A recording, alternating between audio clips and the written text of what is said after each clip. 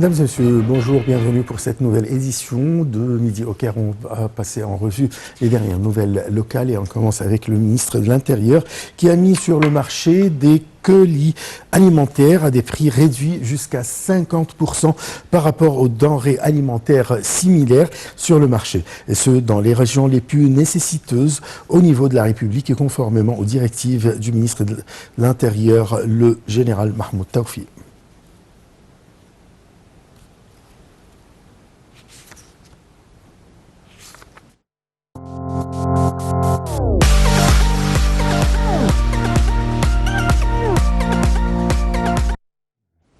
Le ministre des Affaires étrangères, Sameh Choukri, a exprimé sa profonde préoccupation face à la transgression continue par Israël des droits palestiniens. Choukri a reçu un appel téléphonique de la ministre allemande des Affaires étrangères sur les moyens de promouvoir les relations bilatérales et de coordonner les questions d'intérêt commun, notamment au Soudan.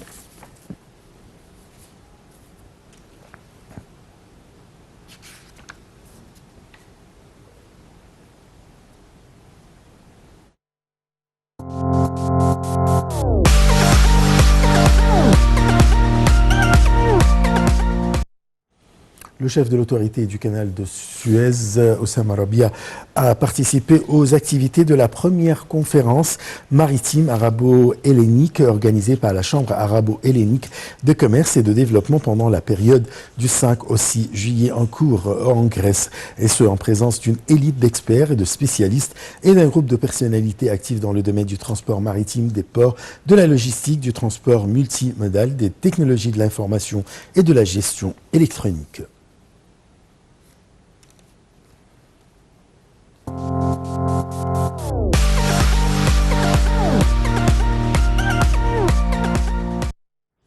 L'Égypte accorde un grand intérêt au dossier de l'eau pour sauvegarder ses ressources hydriques et leur développement. Lors de la conférence ministérielle du FAO, le délégué permanent de l'Égypte auprès des organisations de l'ONU à Rome a souligné que l'Égypte a lancé en 2021 sa stratégie de la gestion des ressources hydriques jusqu'en 2050. L'Égypte accorde un grand intérêt au dossier de l'eau pour sauvegarder ses ressources hydriques historiques et leur développement ainsi que leur bonne gestion. C'est ce qu'a affirmé l'ambassadeur de l'Égypte en Italie, Bassem Rodi, également délégué permanent de l'Égypte auprès des organisations de l'ONU à Rome. Exposant la stratégie de l'Égypte pour la gestion de l'eau lors de la conférence ministérielle du FAO, l'ambassadeur Rodi a souligné que l'Égypte a lancé en 2021, sous la direction du président Abdel Fattah el-Sisi, sa stratégie de la gestion des ressources hydriques jusqu'en 2050, ainsi que le lien entre la sécurité alimentaire et hydrique.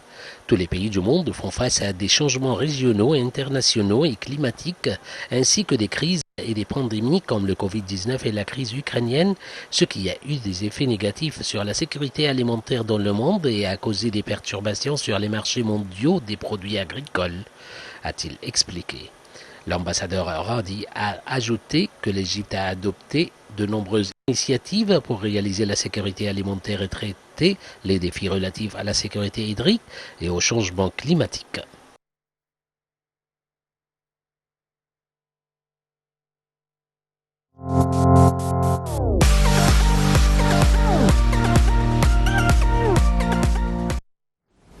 Le taux d'investissement direct en Égypte a presque doublé, s'élevant à 11 milliards de dollars, dopé par la hausse des fusions et acquisitions transfrontalières, selon le rapport annuel émis mercredi par la Conférence des Nations Unies pour le commerce et le développement sur les flux des IED en 2022.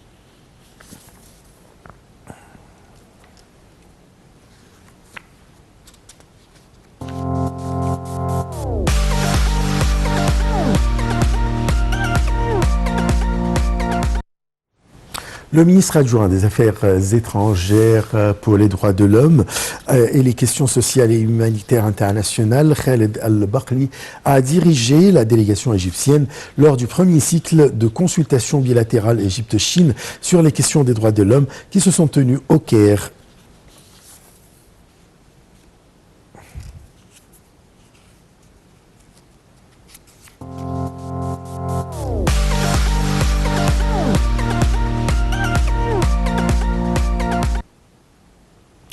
L'Égypte et l'Arabie saoudite ont tenu la réunion périodique du mécanisme de suivi et de consultation politique. Au cours de cette réunion tenue au Caire au ministère des Affaires étrangères, le ministre adjoint des Affaires étrangères aux pays arabes, Al Moussa, a conduit la délégation égyptienne, alors que la délégation saoudienne a été présidée par l'adjoint du ministre d'État pour les affaires des pays africains, Sami Al-Salah.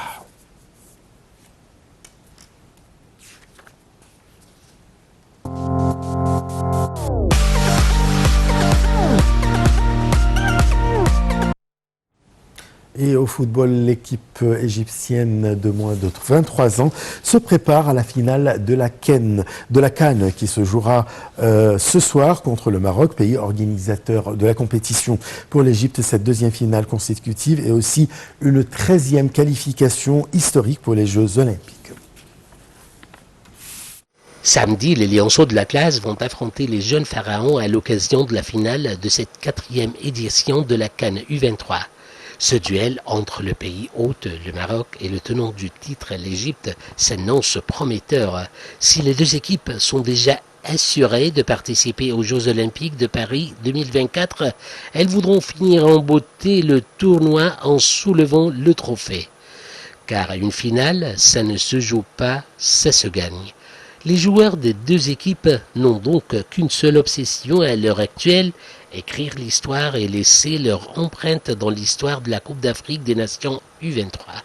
Les supporters des Lionceaux de l'Atlas et des jeunes pharaons se préparent quant à eux à vivre une soirée mémorable remplie de passion et d'émotion. Les chants, les drapeaux et les encouragements résonneront dans les tribunes, créant une atmosphère électrique propice à un grand spectacle. Que le meilleur l'emporte et que cette finale soit à la hauteur des attentes des supporters.